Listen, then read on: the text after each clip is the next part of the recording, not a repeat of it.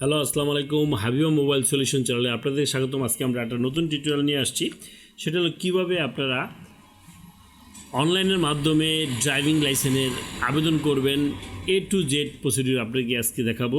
তার আগে বলে নিই, যারা আমার এই চ্যানেলে নতুন তারা অবশ্যই সাবস্ক্রাইব করবেন, যারা অলরেডি সাবস্ক্রাইব করছেন তাদেরকে থ্যাংক ইউ। এই যে আমার অন স্ক্রিনে দেখতে পাচ্ছেন bsp.brta.gov.bd, এই লিঙ্ক আমার ভিডিও ডিসক্রিপশন লিঙ্কে দেওয়া আছে। ওখান থেকে আপনারা ক্লিক করতে পারেন, অথবা যে কোনো ব্রাউজারে যায় এটা লিখলেও আপনি এসে পড়বে। এখানে আসার পরে আপনাকে যে প্রথম যে কাজটা করতে হবে সেটা হলো এখানে আপনাকে একটা অ্যাকাউন্ট খুলতে হবে। অ্যাকাউন্ট খোলার নিয়মটা আমি আপনাদেরকে দেখিয়ে দিচ্ছি। এখানে দেখেন যে নিবন্ধন করুন, এখানে ক্লিক করবেন। ক্লিক করার সাথে সাথে এরকম একটা ইন্টারফেস চলে আসবে। আসার পরে এখানে আপনাকে আপনার যে ন্যাশনাল আইডি কার্ডটা আছে সেই ন্যাশনাল আইডি কার্ডটা এখানে দেবেন হলো আপনার তারিখ, এখানে মাস, এখানে বছর। তার আগে বলে নিই, ড্রাইভিং লাইসেন্সের দুইটা ক্যাটাগরি আছে, একটা পেশাদার, একটা অপেশাদার। এই সম্পর্কে আমরা একটা বিস্তারিত আলোচনা করবো, সেটা আমার ভিডিও ডিসক্রিপশনে লিঙ্ক দেওয়া থাকবে, যে পেশাদার অপেশাদার ড্রাইভিং লাইসেন্স কেন করবেন, কোনটা কী করতে হয় সেই সম্পর্কে। তো সেটা আপনাদের দেখে নেবেন। তো এখানে জন্ম তারিখটা দিবেন, এখানে আপনি মাসটা দেবেন, এখানে সাল দিবেন, এবং এখানে আপনার ন্যাশনাল আইডি কার্ডের নাম্বারটা লিখবেন, যেটা আপনার স্মার্ট কার্ড যদি হয়ে থাকে সেটা লিখবেন। যদি আপনার ন্যাশনাল আইডি কার্ড বা জাতীয় পরিচয়পত্রের সংখ্যা 13টা হয়ে থাকে তাহলে জন্মসাল অবশ্যই যোগ করে নেবেন, এই যে এখানে লেখা আছে। তারপরে এখানে যেটা হলো সেখানে হলো মোবাইল নাম্বারটা অবশ্যই এই ন্যাশনাল আইডি কার্ড দিয়ে, যেই ন্যাশনাল আইডি কার্ড দিয়ে আপনি আবেদন করবেন সেই ন্যাশনাল আইডি কার্ড দিয়ে কিনা হতে হবে, মানে সেই ন্যাশনাল আইডি কার্ড দিয়ে সিমটা নিবন্ধিত হতে হবে। তা না হলে কিন্তু আপনি এখানে আবেদন করতে পারবেন না। তো এটা লেখার পরে আপনি যখন অনুসন্ধান দিবেন তখন অ্যাভেলেবেল লেখা আসবে। অ্যাভেলেবেল লেখা আসলে আপনার নাম্বার একটা ওটিপি যাবে, ওটিপিটা বসিয়ে দিয়ে তারপরে আপনি পাসওয়ার্ড সেট করবেন, 2বার পাসওয়ার্ড দিবেন। দেওয়ার পরে আপনি লগ ইন করলে এই নাম্বারটা দিয়ে কিন্তু আমরা লগ ইন করবো। তো আমরা এখন লগ ইন করে দেখাইতেছি। তো এখানে আপনাদের যে মোবাইল নাম্বারটা যে আমরা করছি সেই মোবাইল নাম্বারটা আমরা এখানে লিখলাম। হ্যাঁ, মোবাইল নাম্বারটা পাসওয়ার্ড দেওয়ার পরে আমরা লগ ইনে ক্লিক করি। লগ ইনে ক্লিক করার পরে এরকম একটা ইন্টারফেস আসবে। প্রথমে যে কাজটা আপনাকে করতে হবে, আপনি যাবেন এখানে হোমে, তারপরে যাবেন আপনার প্রোফাইলে যাওয়ার পরে এখানে লেখা একটা সিম্বল থাকবে সিনক্রোনাইজেশন। এই সিনক্রোনাইজেশনে ক্লিক করলে আপনার বাবা মার নামগুলো এখানে বসে যাবে, তা না হলে এখানে বসবে না, বুঝতে পারছেন?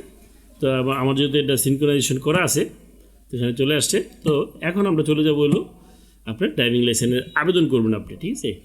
তো এই যে ড্রাইভিং লাইসেন্সের ঘরে চলে যাবেন, তারপর দেখেন এখানে এই যে ড্রাইভিং লাইসেন্সের আবেদন, এটাই হলো লার্নার কার্ড। এখানে কিছু ইনস্ট্রাকশন দেওয়া আছে, যেখানে আমরা সংক্ষেপে বলে দিই। সেটা হলো আপনার প্রথমে একটা মেডিকেল সার্টিফিকেট লাগবে। এই যে মেডিকেল সার্টিফিকেটটা আপনার এখান থেকে ক্লিক করে আপনারা ডাউনলোড করে নেবেন। তারপরে আপনার ন্যাশনাল আইডি কার্ডের নাম্বারটা, ন্যাশনাল আইডি কার্ডের কপি লাগবে, সর্বোচ্চ 600 KB। তারপরে ইউটিলিটি বিলের কপি, শিক্ষাগত যোগ্যতা, বিএসবি অ্যাকাউন্ট করতে হবে, গ্রাহকের বর্তমান ঠিকানা উল্লেখিত থানার ভিত্তিতে ড্রাইভিং লাইসেন্স আবেদনটা হবে। তার মানে ন্যাশনাল আইডি কার্ডে যে নাম্বারটা আছে ওই নাম্বারে আপনি আবেদন করতে পারবেন অথবা চেঞ্জ করতে পারবেন। তো এইসব কথা লেখা আছে। দেন তারপরে আপনি সম্মত আছে এটাতে ক্লিক করবেন। তারপরে এরকম একটা ইন্টারফেস চলে আসবে, দেখতে পাচ্ছেন? এখানে 5টা ধাপ আছে, দেখতে পাচ্ছেন আপনারা। প্রথম ধাপে হলো জাতীয় পরিচয়পত্রের তথ্য, তারপর হলো ড্রাইভিং লাইসেন্সের তথ্য, তারপর হলো আবেদনকারীর প্রাথমিক তথ্য, তারপর হলো ঠিকানা ও যোগাযোগ, তারপর হলো সংযুক্তি ও কার্ড বিতরণের তথ্য। তো আমরা প্রথম ধাপে আছি। প্রথম ধাপে আমরা এটা ন্যাশনাল আইডি কার্ডে যেভাবে আছে ঠিক সেভাবে আপনাকে এখানে ফিল আপ হয়ে গেছে, দেখেন। এবং এই যে এখানে যে ছবিটা দেখতে পাচ্ছি আমরা ব্লার করে দিচ্ছি সিকিউরিটি রিজনের জন্য। তো এই ছবিটা আপনার ন্যাশনাল আইডি কার্ডে যে ছিল ওইটাই কি এখানে চলে আসছে। তো আমাদের এখানে কিছু করার নেই, বা এখানে এডিট করার কোনো অপশন নেই। হ্যাঁ, এগুলো অটোমেটিক ফিল আপ হয়ে যায়। তো আমরা নেক্সট দিব। এখন আমরা আসছি হলো ড্রাইভিং লাইসেন্সের তথ্য। তো ড্রাইভিং লাইসেন্সের এখানে দেখেন ড্রাইভিং লাইসেন্সের ভাষা হবে ইংলিশ আর অলরেডি কোনো ভাষা নেই। ড্রাইভিং লাইসেন্সের ধরুন এটাও চেঞ্জ করার কোনো অপশন নেই, আপনি অটোমেটিক চলে আসবে। আমাদের যেটা চেঞ্জ করার অপশন সেটা হলো যে এইখানে 2টা অপশন আছে, একটা হলো নন প্রফেশনাল, একটা প্রফেশনাল। তো আমরা এটা ভিডিও ডিসক্রিপশনে দেওয়া থাকবে যে প্রফেশনাল এবং নন প্রফেশনাল পার্থক্য কী, কোনটার কী কাজ। তো সেটার সম্বন্ধে বিস্তারিত আলোচনা করলাম না। তো আমরা যেহেতু প্রফেশনাল করবো, মানে প্রফেশনাল বাংলা হলো পেশাদার।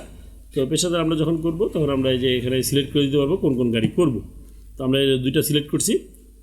দেন তারপর এখান থেকে এলো জেনারেল পার্সন, এটাও চেঞ্জ করার কোনো অপশন নাই। তো আমাদের ড্রাইভিং লাইসেন্সের তথ্য ফিল আপ হয়ে গেছে। দেন আমরা পরবর্তীতে চলে যাই।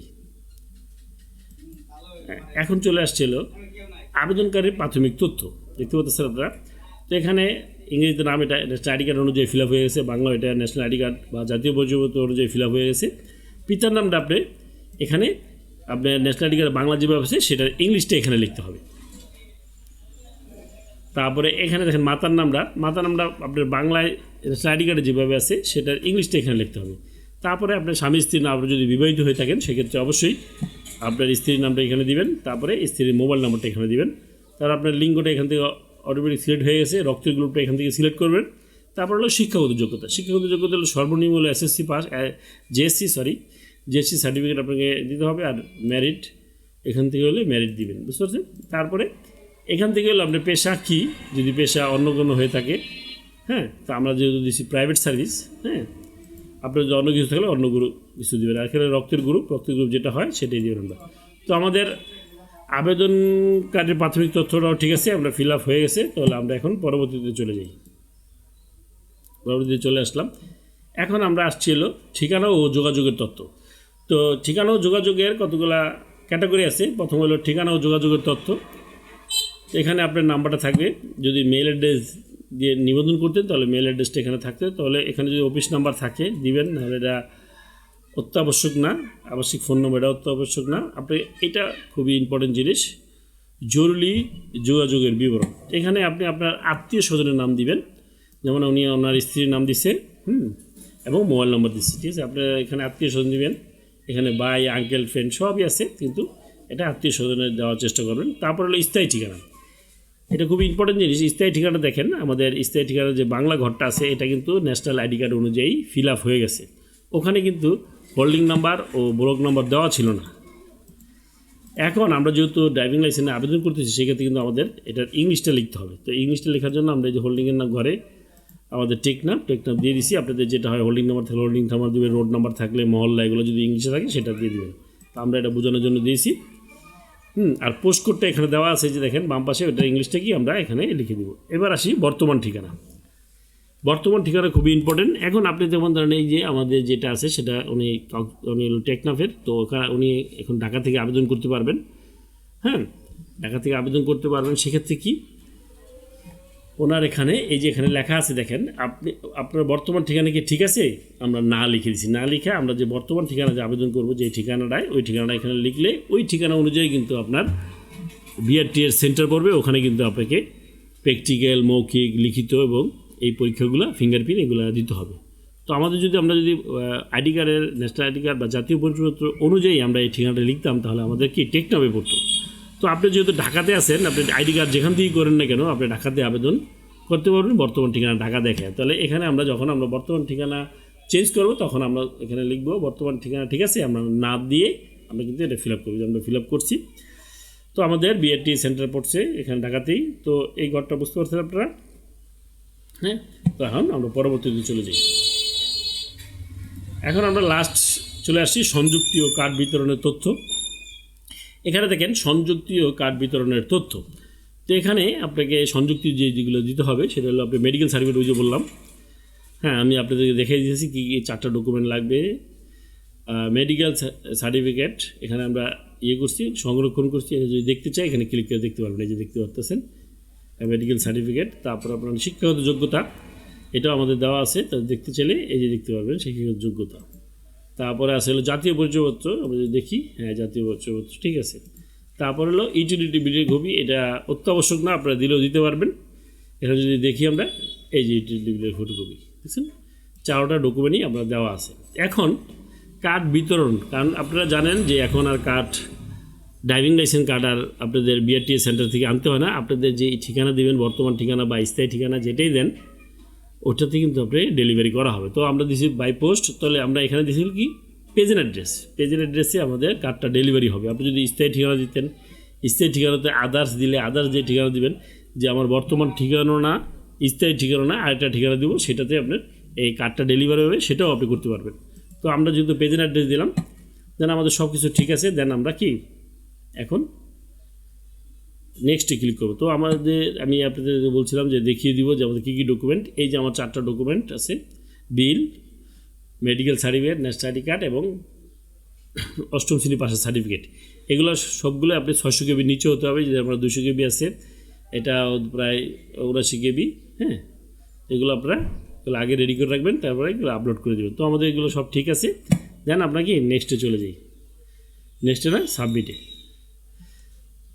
সাবমিটে ক্লিক করলাম। দেন তারপরে আমরা আমাদের আর কোনো কারণে আমরা এখন কী করে চলে যাব, ফি জমা দিয়ে আপনারা টাকা জমা দিব। ফি জমা দিয়ে ক্লিক করবেন, তারপরে এরকম একটা ইন্টারফেস চলে আসবে যে আমাদের আবার ফাইনাল চেক করবেন যে ঠিক আছে কি না, আমাদের সব ঠিক আছে। দেন তারপরে আমাদের ডকুমেন্টগুলো আমাদের এই যে আপলোড করা আছে, আমরা কি এখন টাকা জমা দেবো, বুঝতে পারছেন। এই যে ফি জমা দিলে এটাতে ক্লিক করবেন, ক্লিক করলাম, তারপর এখানে চলে আসছে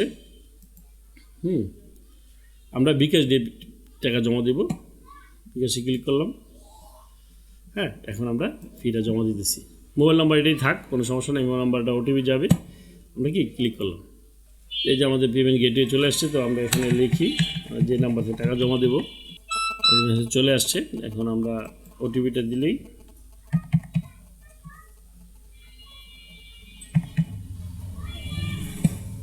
তার পিন নাম্বার দিলাম, এখন আমরা কনফার্ম দিলাম।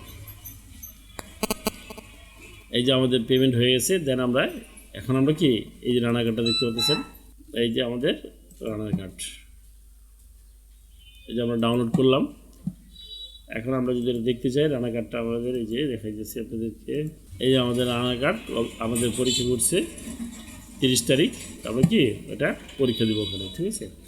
তো আরেকটা জিনিস যেটা বলতে হবে, আপনাদের যদি জরুরি হয়, ঠিক আছে, সেক্ষেত্রে এই যে দেখেন আমরা আজকে করছি, এখন পরীক্ষার তারিখ যদি আপনি পরিবর্তন করতে চান, যে আমাদের পরীক্ষার তারিখ আমি আগে নিয়ে আসবো, সেক্ষেত্রে আপনি এখানে ক্লিক করবেন।